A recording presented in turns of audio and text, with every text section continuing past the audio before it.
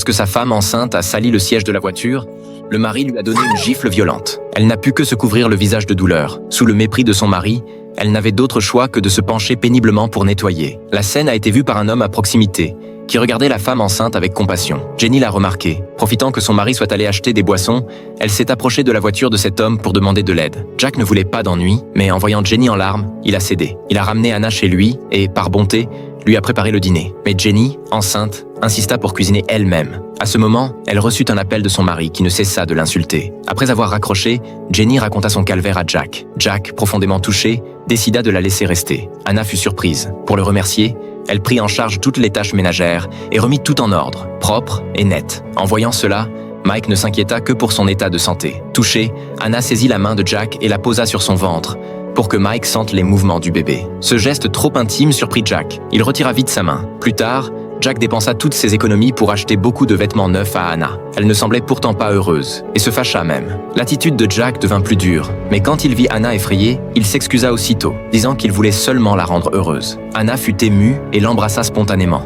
Avec le temps, leurs sentiments s'approfondirent, mais le bonheur est toujours bref. Un jour, alors qu'Anna voulut ouvrir la fenêtre pour aérer, elle découvrit, horrifiée, que son mari se tenait en bas. Anna se cacha rapidement derrière le rideau. Jack se leva aussitôt pour vérifier, mais ne vit personne en bas. À ce moment, la sonnette retentit. Son mari frappait furieusement à la porte. En un instant, le calme du manoir fut complètement brisé. Lorsque son mari fit irruption, Anna comprit qu'elle ne pouvait plus fuir. Jack serra les poings et bloqua la porte avec un objet. Le lendemain matin, Jack décida d'emmener Anna loin d'ici. Inquiète, Anna chercha à se rassurer, et Jack tenta de la calmer. Il proposa de trouver un endroit sûr pour se cacher temporairement de son mari.